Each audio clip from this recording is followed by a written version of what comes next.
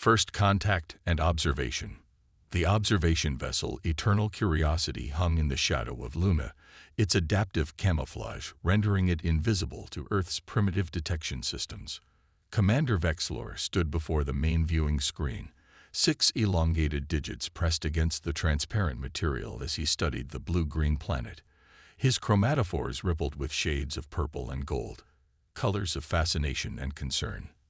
"Remarkable," he whispered, mandibles clicking softly. "They've barely achieved nuclear fission, yet they've already put satellites in orbit and sent exploration vessels to their moon." Science Officer Telami approached, her movements fluid and graceful as she glided across the deck. "Commander, the latest survey data is troubling. These humans have spent nearly 93% of their recorded history engaged in some form of armed conflict." "Show me," Vexlor said, stepping back from the screen. The viewing screen shifted to display a montage of human history. Primitive warriors with spears and shields, vast armies clashing with swords and arrows, mechanized vehicles crushing everything in their path, aircraft dropping devastation from above, and finally, the mushroom clouds that heralded the dawn of their atomic age. "By the ancestral light," whispered communications specialist Suri, who had joined them silently. "How have they not destroyed themselves? That's what makes them so fascinating," Telami replied, adjusting her sensory apparatus. "They stand perpetually on the knife's edge of annihilation, yet they continue to advance. Their technological progress during wartime accelerates at 3 times their peacetime rate." Vexlor's chromatophores shifted to a deep blue of contemplation. "The Concordance of Worlds has experienced peace for 11 millennia. We'd forgotten what it means to fight for survival." "With respect, Commander," interjected Security Chief Morton, his exoskeleton clicking as he entered the chamber. "That is precisely why the Council ordered us to maintain observation protocols. Humans represent a potential threat unlike any the Concordance has encountered."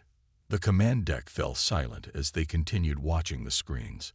A human transport aircraft delivered supplies to a region devastated by natural disaster. In another feed, human medical workers treated the sick in a refugee camp.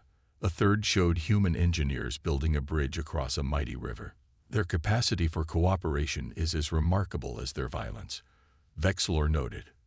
"They fight, but they also build." Morton clicked his mandibles dismissively. "A predator can appear gentle when satiated. The question remains, what happens when they expand beyond their cradle world and encounter us? We may not have the luxury of waiting to find out," Telami said, her voice suddenly urgent. She gestured to a different display where a complex series of energy readings pulsed ominously. "The Void Harvesters have altered course. Their fleet will pass through this system in approximately 6 lunar cycles." Vexlor's chromatophores paled to ashen gray. The Void Harvesters, nomadic energy parasites that consumed all electronic technology and left civilizations in ruins. The Concordance had lost 3 outer colony worlds to them centuries ago before establishing cordoned buffer zones. "Have you confirmed this data?" he demanded.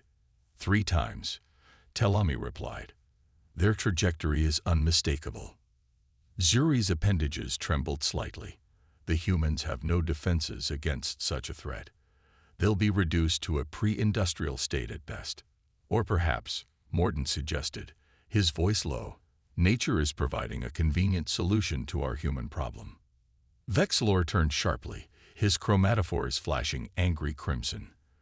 "We are scientists and explorers, Security Chief, not executioners."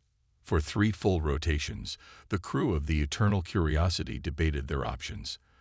The Concordance protocols were clear: non-interference with developing species, but the impending arrival of the Void Harvesters presented an ethical dilemma. Eventually, Vexlor made his decision. "Prepare for first contact," he ordered. "We will reveal ourselves and warn them." The humans responded with remarkable composure to the appearance of an alien vessel in their skies. After the initial panic and military posturing, their global governance coalition established communication protocols. United Earth Defense Command assigned Colonel Elena Reyes as chief liaison to the aliens. Colonel Reyes stood tall in her dress uniform as she boarded the Eternal Curiosity for the first formal meeting. Her dark eyes missed nothing, taking in every detail of the alien vessel. "On behalf of Earth, I welcome you," she said formally. "Though I must admit, we're curious why you chose now to reveal yourselves after clearly observing us for some time." Vexilor's translator converted his clicks and whistles into English. "We come with urgent news, Colonel. A nomadic species we call the Void Harvesters is approaching your system. They consume all electronic technology and energy sources. Without preparation, your civilization would be devastated." If Reyes was shocked, she didn't show it. "I appreciate your candor, Commander. How much time do we have? And what can you tell us about these harvesters?" As the aliens shared their knowledge, Earth's response was not what Vexilor had expected. Instead of panic, the humans displayed determination. Within days, a global state of emergency had been declared, but it was marked by cooperation rather than chaos. "Your people seem remarkably calm about this threat," Vexilor observed 3 local months later as he and Reyes observed a training exercise where human military units practiced fighting without electronic equipment. Reyes smiled thinly. "Commander, humanity has been preparing for alien invasions in our fiction for centuries. In some ways, this is a scenario we've mentally rehearsed countless times. But the Void Harvesters will disable your weapons, your communication systems, your power grids. And will adapt," Reyes interrupted. "Humans are remarkably good at that. We're developing countermeasures based on your data. Faraday shielding for critical systems, mechanical backups for essential infrastructure, even horse-mounted courier networks if necessary." Vexilor's chromatophores rippled with uncertainty. "The Concordance lost worlds to the Harvesters even with our advanced technology." "With respect, Commander," Reyes said, meeting his compound eyes steadily, "your Concordance has known peace for so long that perhaps you've forgotten how to fight." Over the following months, a wary cultural exchange developed. The Concordance shared limited technological knowledge, while carefully studying human responses. What troubled Vexilor most was how quickly the humans weaponized even the most benign technologies. They converted our agricultural soil remediation technique into a method for concealing explosive devices. Security Chief Morden reported, mandibles clicking with agitation. And they've adapted our medical stasis field into something they call a tactical immobilization device. "They're preparing to fight," Vexilor acknowledged, "as is their nature." "Commander," Zuri interrupted, "long-range sensors have detected the Harvester Vanguard entering the system. They'll reach Earth's orbit in approximately 15 rotations, faster than we projected." Vexilor's chromatophores darkened. "Alert, Colonel Reyes. The time for preparation is over." The true face of humanity. The Void Harvesters arrived like a storm of metallic locusts. Their ships, if they could be called ships, resembling massive crystalline structures that fractured sunlight into eerie prismatic patterns. They ignored the Eternal Curiosity completely, focusing instead on the electronic bounty of Earth below. From the command deck, Vexilor watched in horror as the first wave descended toward the planet's largest population centers. "The humans are transmitting on all frequencies," Zuri reported. They're challenging the Harvesters." "Madness," whispered Morden. "Complete madness." But what unfolded next defied all their expectations. As the Harvesters approached Earth's atmosphere, a coordinated barrage of missiles, primitive by Concordance standards, but numerous beyond counting, rose to meet them. Most of the missiles detonated before reaching their targets, creating electromagnetic pulses that temporarily disrupted the Harvesters' energy absorption capabilities. "Clever," murmured Tilami. "They're using their own vulnerability as a weapon."